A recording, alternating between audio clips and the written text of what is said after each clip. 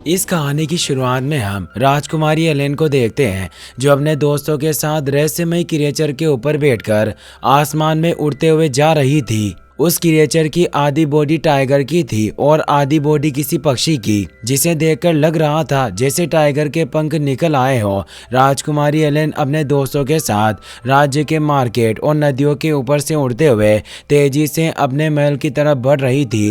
राजकुमारी Allen को महल की तरफ आता देखकर पहरेदार पानी के झरने के बीच में से महल के अंदर जाने का दरवाजा खोल देते हैं ताकि राजकुमारी एलेन अंदर आ सके। राजकुमारी एलेन के दोस्त खुद भी राजकुमारी के साथ महल में चलने की बात करते हैं क्योंकि आज राजकुमारी का 15वां बर्थडे था। राजकुमारी एलेन अपने दोस्तों को साथ में महल के अंदर लाने से साफ साफ मना कर देती है क्योंकि वो अपना 15वां बर्थडे अपने पेरेंट्स के साथ मनाना चाहती थी। अब एलेन जब महल के दरवाजे के पास पहुंचती है तो एलेन के पास उसके राज्य की मंत्री आती है जो एलेन को बताती है कि उसके पेरेंट्स उससे मिलना चाहते हैं। एलेन इसके बाद अपने पेरेंट्स से मिलने के लिए उनके कमरे में आ जाती है जहां पर हमें पता चलता है कि उसके पेरेंट्स किसी इंसानी रूप में नहीं बल्कि तो मॉन्स्टर के रूप में है। एलेन की बातों से हमें पता चलता है कि उसके पेरेंट्स पहले किसी आम इंसान की तरह ही थे और शांति से अपने राज्य पर शासन करते थे, लेकिन पिछले साल जब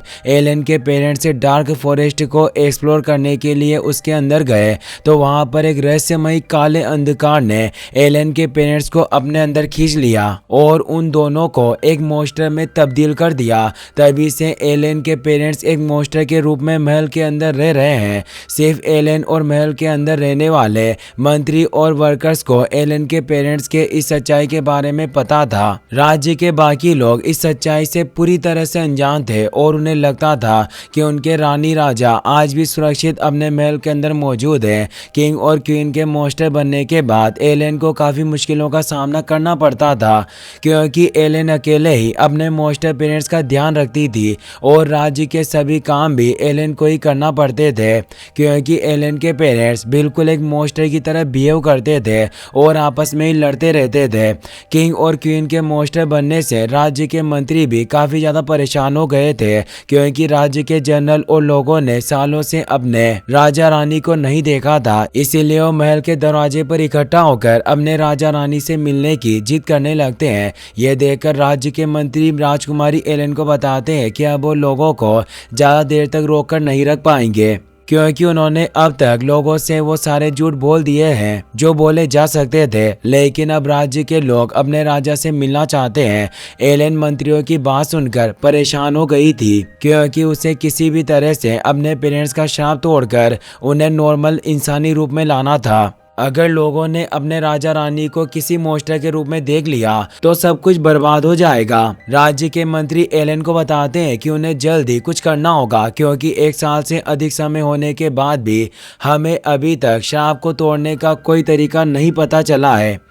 एलेन मंत्रियों की बात सुनकर पूरी तरह से फ्रस्ट्रेट हो जाती है। तभी वहां पर राज्य के रॉयल पोस्ट मास्टर आ जाते हैं। उन्हें देखकर एलेन काफी खुश होती है क्योंकि royal postmaster Oracles of sun and moon का अपडेट लेकर आए थे।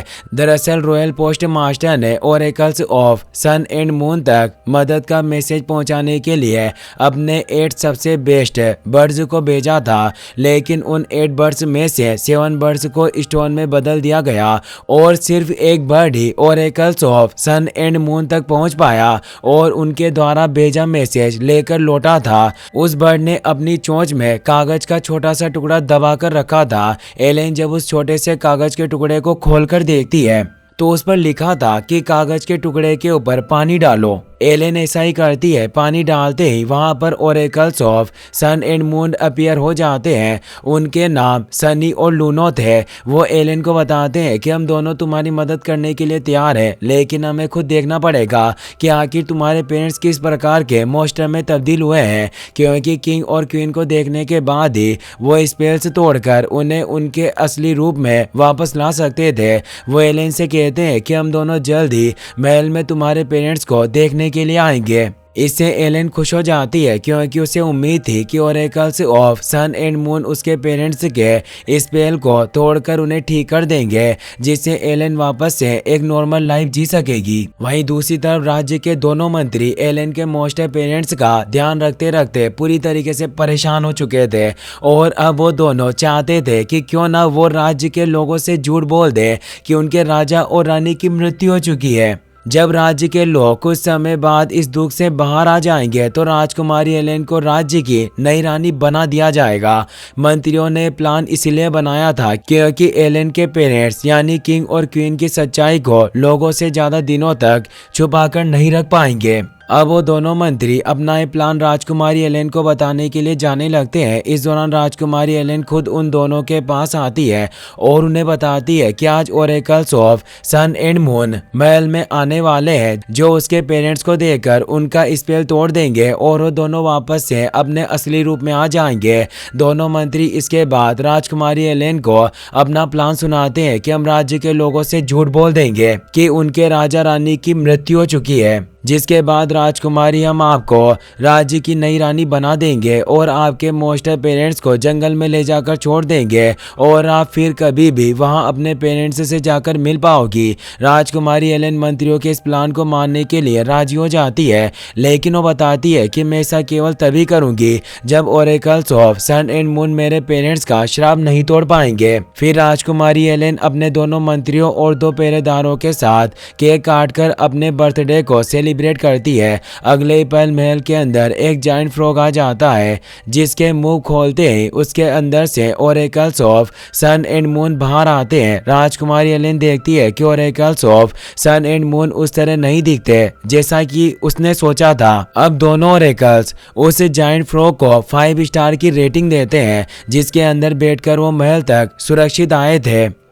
जायंट फ्रॉग वहां से चला जाता है। राजकुमारी एलेन इसके बाद अपने पेरेंट्स को कमरे से बाहर Oracles of sun and moon के सामने ले आती है, लेकिन Oracles of sun and moon राजकुमारी के पेरेंट्स को जायंट मोस्टर के रूप में देखकर बुरी तरह से डर जाते हैं। एलेन के मोस्टर पेरेंट्स भी oracles of sun and moon को वहां देखकर बिल्कुल भी खुश नहीं थे। Oracles of sun and moon राजकुमारी को बताते हैं कि अगर उसके पेरेंट्स के कर्ज को जल्द से जल्द नहीं तोड़ा गया तो एलेन के पेरेंट्स हमेशा के लिए उन मोस्टर में तब्दील हो जाएंगे। इसके बाद वो दोनों किंग एंड क्वीन के कर्ज को तोड़ने के लिए अपना रिचुअल परफॉर्म करना शुरू कर देते हैं। लेकिन इस दौरान राजकुमारी एलेन के पेरेंट्स ने oracles of sun and moon पर हमला करना शुरू कर दिया था, जिससे oracles of sun and moon बुरी तरह से डर जाते हैं और अपने जायंट फ्रॉग के अंदर छुपकर वहां से भाग जाते हैं। राजकुमारी एलेन को ये देखकर अपने पेरेंट्स के ऊपर बहुत ही ज्यादा गुस्सा आता है, क्योंकि उन्होंने उनके वापस से इंसानी रूप में आने के आखिरी उम्मीद को भी खत्म कर दिया था। अब ना चाहते हुए भी राजकुमारी एलेन को अपने दोनों मंत्रियों की बात माननी पड़ती है और उसके अलावा उसके पास और कोई चारा भी नहीं था, जिसके अनुसार अब एलेन को राज्य की रानी बना दिया जाएगा और उसके मास्टर पेरेंट्स को जंगल के बीच में छोड़ दिया जाएगा। एलेन इसके बाद दुखी मन से अपने मास्टर पेरेंट्स के केस के अंदर जाती है और उन्हें अपने बर्थडे का छोटा सा केक खाने के लिए देती है। अगली सुबह जब एलेन सोकर उठती है तो देखती है कि उसके पेरेंट्स अपने केज के अंदर नहीं थे, क्योंकि रात में एलेन ने अपने पेरेंट्स को केक देने के बाद केज का दरवाजा बंद करना भूल गई थी, जिसकी वजह से अब उसके पेरेंट्स केज से बाहर निकलकर पूरे राज्य में तबाही मचा रहे थे। राज्य के लोग उन दोनों से डरकर इधर उधर भाग रहे थे। राज्य के जनरल को जब राज्य में तबाही मचा रहे मोस्टर पेरेंट्स के बारे में पता चलता है तो अपने सैनिकों को उनके ऊपर हमला करवाने के लिए कहती है, क्योंकि वो नहीं जानती थी कि वो दोनों मोस्टर उसके राजा रानी है। राजकुमारी एलेन ये देखकर जनरल को अपने पेरेंट्स के ऊपर हमला करने से रोकने की कोशिश करती है, लेकिन जब राजकुमारी एलेन देखती है कि सिचुएशन आउट ऑफ कंट्रोल होती जा रही है तो जनरल के साथ ही राज्य के बाकी सभी लोगों को बता देती है कि वो दोनों मोस्टर कोई और नहीं बल्कि उसके पेरेंट्स हैं। सभी लोग ये सुनकर पूरी तरह से हैरान थे और दोनों मंत्री जनरल को समझाते हैं कि जब किंग और क्वीन डार्क फॉरेस्ट में गए थे तो मोस्टर में तब्दील हो गए। राजकुमारी अपने पेरेंट्स के पास जाकर उन्हें शांत करने की कोशिश करती है, लेकिन इसका कोई भी फायदा नहीं होता, क्योंकि वो एलेन के ऊपर ही हमला कर देते हैं, जिससे एलेन दूर जाकर गिरती है। राज्य के सैनिक देखकर एलेन के पेरेंट्स के ऊपर जाल फेंक कर उन दोनों को कैद कर लेते हैं। राज्य के लोग अपने किंग और क्वीन को मॉन्स्टर के रूप में देखकर बुरी तरह से डरे हुए थे और उन्हें कुछ भी समझ में नहीं आ रहा था कि अब राज्य का नया शासक कौन बनेगा और कौन उनकी हिफाजत करेगा।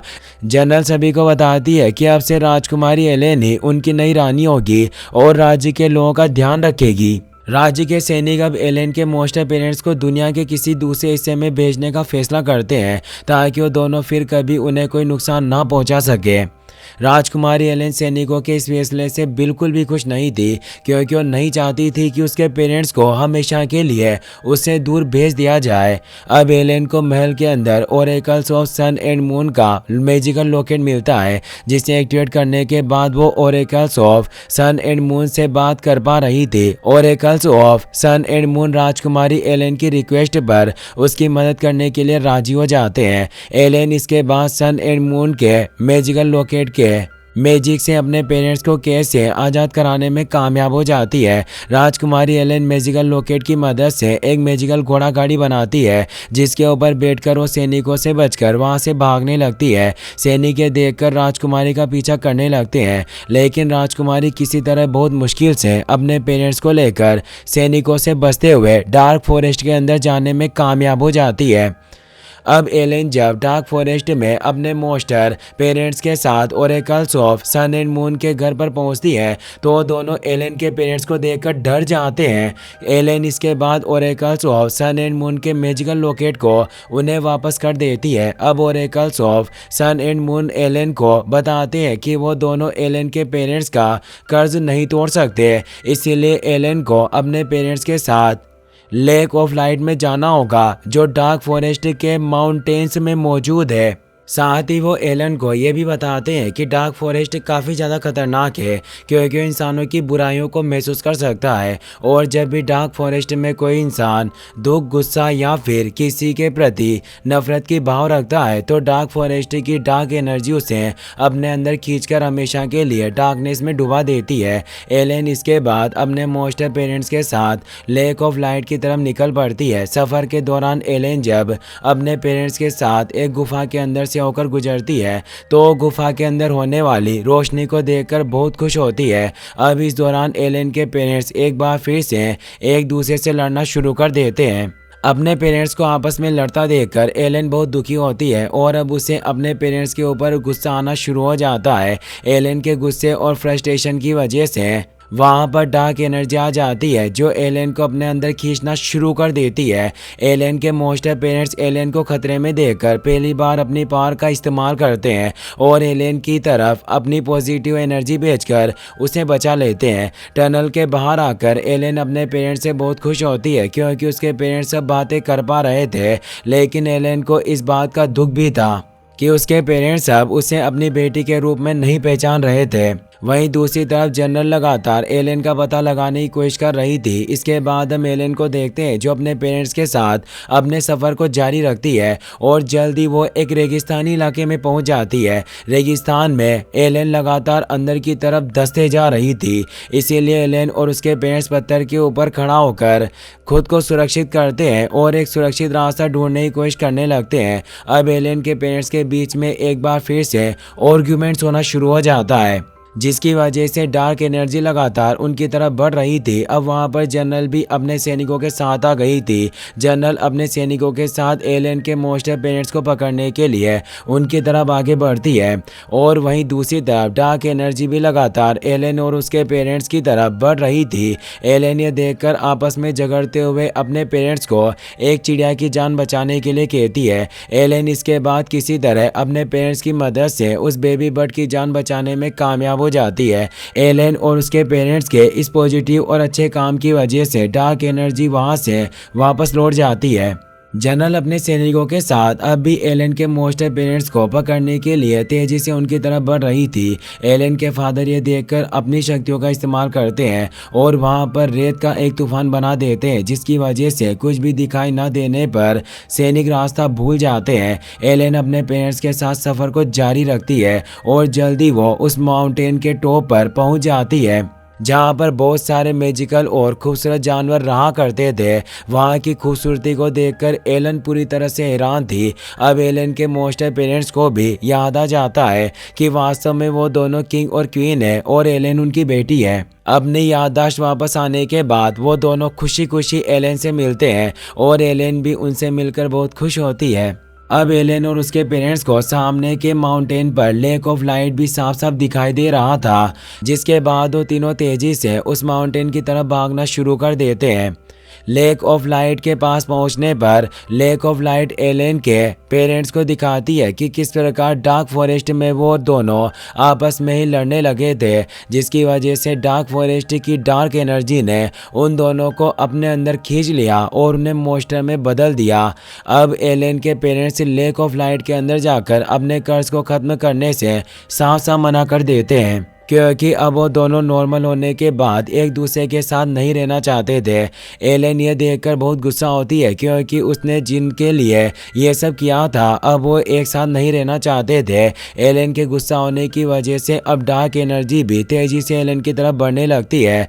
अब तक जनरल भी अपने सैनिकों के साथ वहाँ गई थी, जो एलन के पेरेंट्स को कैद कर लेते हैं। एलन के पेरेंट्स किसी तरह सैनिकों के कैद से खुद को आज़ाद कराते हैं, क्योंकि इस समय एलन की जान खतरे में थी। एलन के पेरेंट्स जनरल को अपनी सच्चाई बताते हैं कि उनके राजा और रानी है। एलन के पेरेंट्स की सच्चाई जानकर जनरल और सैनिक उनके आगे झुक जाते हैं और उनसे माफी मांगते हैं। एलन के पेरेंट्स इसके बाद सैनिकों के साथ एलन को बचाने के लिए निकल पड़ते हैं। एलन के गुस्से की वजह से डार्क एनर्जी लगातार एलन को अपने अंदर खींच रही थी, लेकिन इससे पहले कि वो एलन को पूरी तरीके से अपने कब्जे में लेकर उसे एक मोस्टर में बदलता, एलन के पेरेंट्स किसी तरह बहुत मुश्किल से लेक ऑफ लाइट का पानी मोड़कर एलन की तरफ कर देते हैं। लेक ऑफ लाइट के मैजिक की वजह से डार्क एनर्जी पूरी तरह से खत्म हो जाती है और एलन मोस्टर में ट्रांसफॉर्म होने से बच जाती है। एलन के पेरेंट्स इसके बाद एलन के पास आते हैं और उसे बताते हैं कि वो एलन से कितना प्यार करते हैं। एलन ये देखकर इमोशनल हो जाती है और अपने पेरेंट्स के गले से लग जाती है।